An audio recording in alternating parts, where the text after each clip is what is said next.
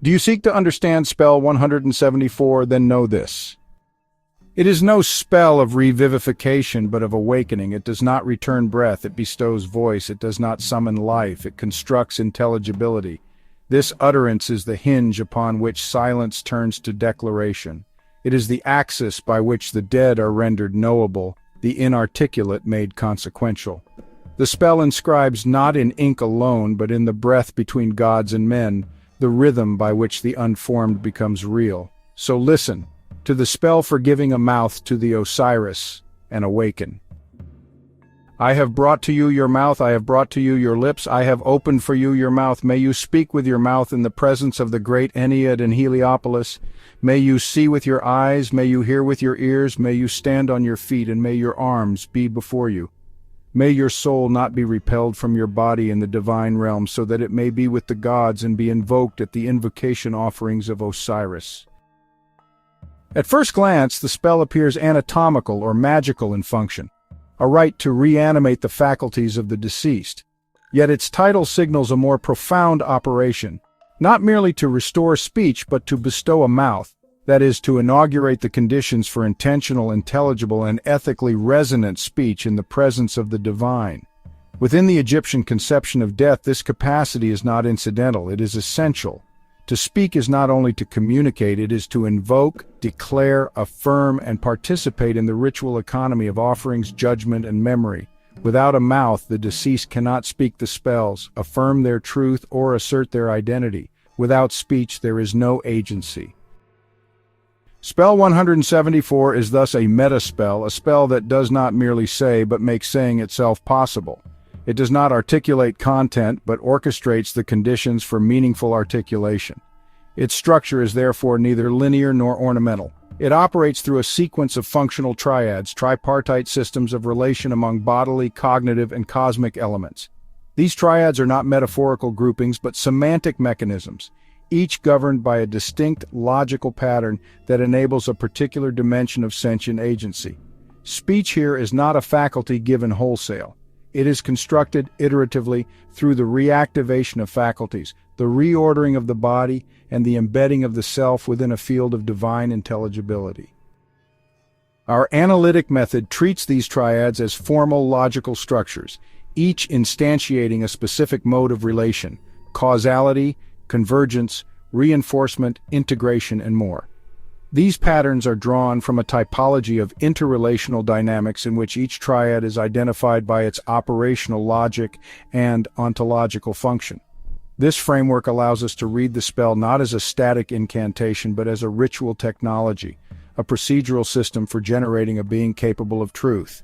Each triad enacts a recursive alignment between the faculties of the deceased and the structure of Ma'at, the Egyptian principle of truth, order, and justice. Through this alignment, the dead do not merely return to life. They are initiated into consciousness, into awareness with consequence, and into speech that is recognized within the divine court. What follows, then, is not simply a commentary or translation. It is a reconstruction of a system of becoming, an epistemic ascent enacted through language. Each triad is a logical rung in the construction of the logos, each pattern a syntax of emergence, and together they form the architecture by which the dead become speakers. Not because they are alive, but because they are intelligible. I have brought to you your mouth, I have brought to you your lips, I have opened for you your mouth. May you speak. This triad marks the spell's point of origin, not merely in sequence, but in structure. Here, the work of restoration begins with the faculties of speech, yet what is being restored is not just anatomy, but capacity, the capacity to generate meaning, to utter truth, to participate in the fabric of the cosmos. The mouth is more than a physical opening. It is the threshold where interiority becomes audible, where intention crosses into articulation. The lips, in turn, are the agents of modulation. They shape sound into sense, form into language. And speech in this context is not a neutral act of communication, but a sacred function. To speak in the Egyptian ritual worldview is to enact presence, to activate spells, to align oneself with the forces that govern order and rightness. The restoration described here is not mechanical but metaphysical. The spell's repeated declarations, "I have brought to you your mouth, I have brought to you your lips, I have opened your mouth," are not redundant, they build a sequence of enablement. Each act prepares the conditions for the next, culminating not in speech as sound, but in speech as consequence. To speak in the presence of the great Ennead is not simply to be audible, it is to be recognized. It is to issue utterance within a moral and cosmological register, to have one's voice count as true within the divine economy. This is the triad that grants not animation, but agency. It does not return the dead to biological life. It situates them within a system where speech is the vehicle of will and the signature of being. The mouth, the lips, the act of speech, these together form the first movement toward freedom. Not freedom as license, but freedom as alignment. The ability to say what is and have it resonate with what ought to be. The triad functions not as a spell of resurrection, but as a rite of initiation into the realm of the knowable and the meaningful. When this triad is activated, whether in funerary ritual or symbolic practice, it does not merely permit language, it conditions it. It teaches that to speak with power, one must first be restored in form, in structure, in orientation. It reminds us that speech worthy of the gods must emerge not from noise or desire alone, but from the coherent confluence of intent, form, and order. This is where the spell begins, because this is where the self begins, not with life, but with voice. May you see with your eyes, may you hear with your ears. If the first triad inaugurates the possibility of meaningful speech, this second triad ensures that such speech arises from perception rightly ordered. The mouth has been opened, the lips restored, and the voice made potent, but before it can speak truth, it must know truth. Thus, the restoration continues, turning now from expression to perception, from the power to say to the capacity to see and to hear. In the Egyptian worldview, the eyes and ears are not passive instruments but active faculties of discernment. To see is not simply to take in light, but to recognize patterns, to apprehend Ma'at in the visible world. The eyes are attuned to form, order, and divine presence. They are organs of conscious recognition. The ears, by contrast, receive what is not seen: instruction, invocation, the hidden voice of will and command. Together they constitute the perceptual foundation by which one is able to bear witness, not only to the world, but to the truth that structures it. Yet this pair of faculties is incomplete without the field in which they operate. Unspoken but unmistakably invoked is the third element of this triad, the divine tribunal, the great Ennead in Heliopolis. It is not enough to see and hear. One must be present to something, present before something, and that something is the divine order itself. Sight and hearing in isolation do not complete the subject. They find their completion in presence before the gods, where perception becomes meaningful because it is accountable.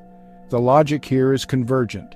Seeing and hearing are distinct, but they converge upon the same axis, the preparation of the self for meaningful participation in judgment.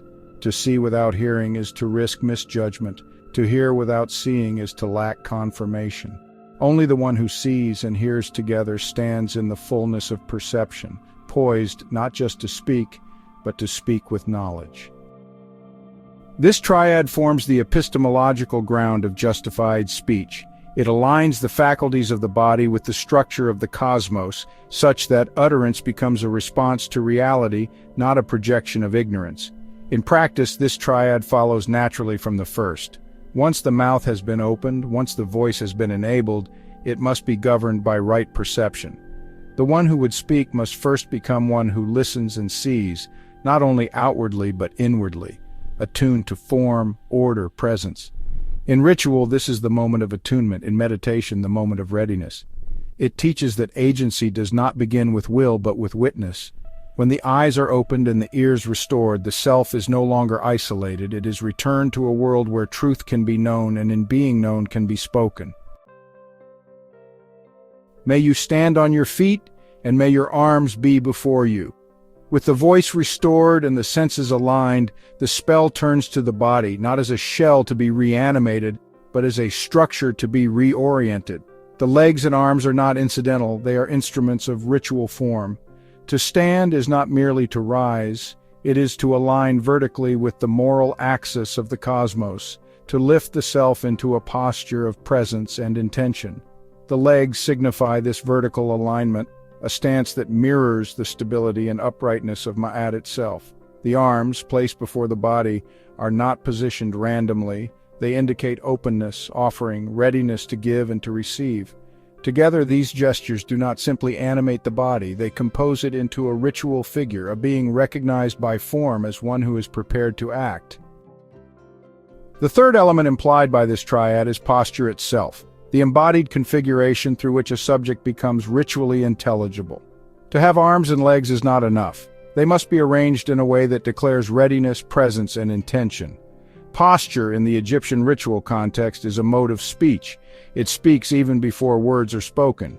It testifies to the internal condition of the self, whether it is coherent, attentive, prepared to participate in truth. Here, the triadic relation is one of mutual reinforcement. The legs support the uprightness of the form, the arms enact the gesture of participation, and posture emerges as their synthesis. None of these can function alone. Standing without offering is incomplete, and offering without the foundation of upright presence is incoherent. The spell binds them together as a unit of embodied agency, restoring not motion but form suffused with meaning. This moment in the spell marks a shift. The deceased is no longer being reassembled in parts but is now taking form as a ritual subject, not merely alive but positioned. Voice has been granted, perception restored, and now the body declares, "I am here, I am ready, I belong." The ritual posture is the visible confirmation of interior alignment. It is a bodily claim to place and function in sacred space. For the practitioner, this triad is a reminder that the body is not neutral in sacred work. To speak truth, one must not only perceive rightly, but stand rightly. The shape of the body conditions the force of the voice. In rites of invocation, offering, or judgment, posture is not performance, it is declaration. It declares who you are, where you stand, and what you are prepared to do. This triad teaches that embodiment is the first proof of sincerity, and that truth, to be spoken with power, must be grounded in a body that confirms it. May your soul not be repelled from your body in the divine realm. At this stage in the spell, the subject has been granted a voice, restored to perception, and composed into ritual form. But these alone do not make a being whole. For the construction of agency to hold, there must be unity, not just between faculties, but between the core elements of personhood. This triad confronts that final interior threshold, the alignment of soul and body under the gaze of divine law. The soul, in Egyptian thought, is not an abstraction. It is the bi'eh, the mobile, conscious essence that carries identity across thresholds. It is capable of flight, of encounter, of dialogue with the divine. The body, by contrast, is the sacred vessel that anchors that identity, gives it place, shape, and ritual visibility. Without the body, the soul is diffuse. Without the soul, the body is inert. Each needs the other to be intelligible, and yet the spell does not affirm their union outright. It casts it in the form of a negation. May your soul not be repelled from your body. This phrase names a danger, the disintegration of the self at the moment it seeks divine recognition. Repulsion here is not merely rejection, it is the unraveling of coherence. It implies that in the divine realm the measure of worth is not power or purity alone, but integration. The gods do not receive fragments. They recognize only that which holds together. The logic of this triad is bottlenecked. All prior restorations, speech, sight, stance, depend on this union.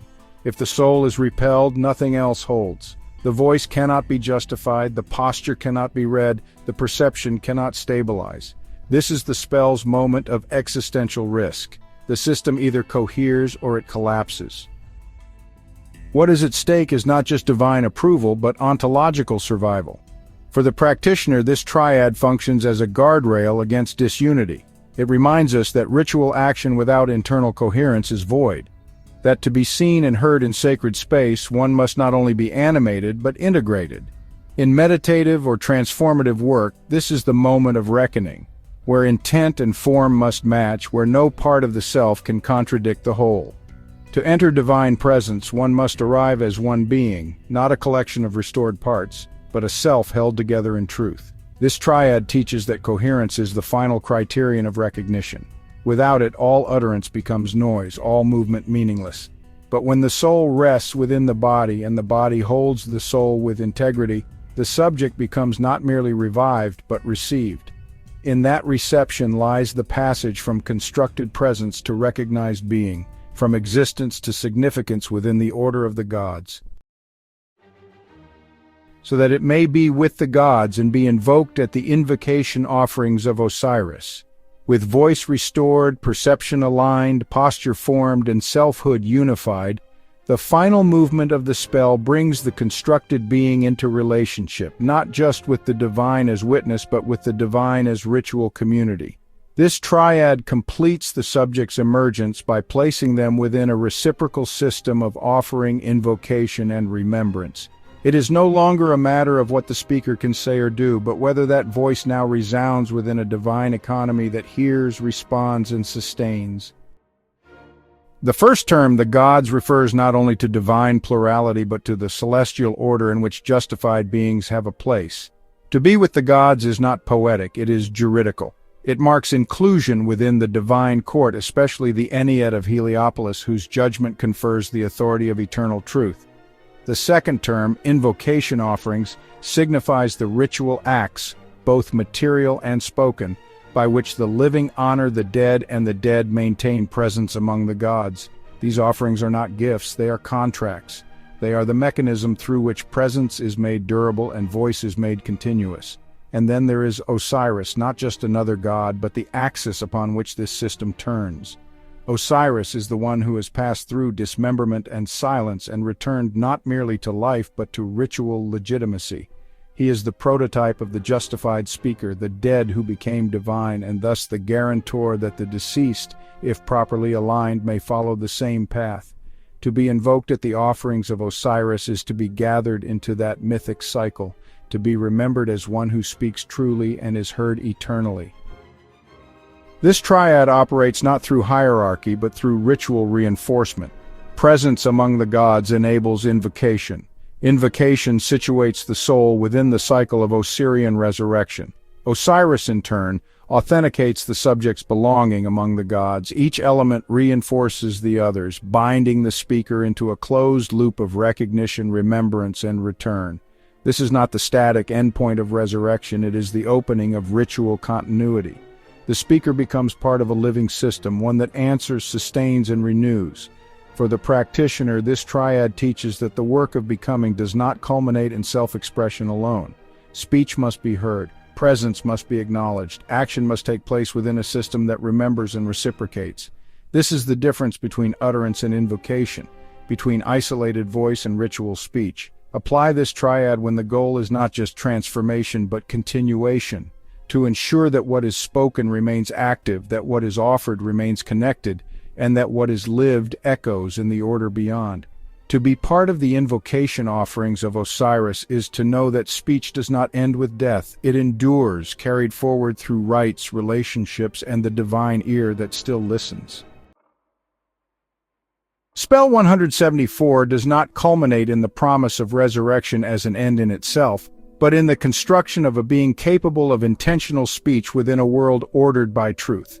What it restores is not life in a biological sense, but the capacity for agency grounded in comprehension. The spell does not seek to undo death, but to rebuild the architecture of meaningful presence, the ability to perceive rightly, to speak justly, and to act in ways attuned to consequence.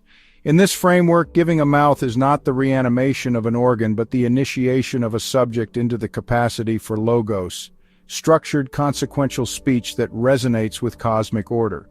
This reconstruction unfolds through a layered system of triadic relations, each one restoring a different dimension of sentient function. First, the instruments of speech are returned, enabling expression. Then perception is reactivated through sight and hearing aligned to divine presence. The body is repositioned into ritual posture, signaling readiness and moral intent.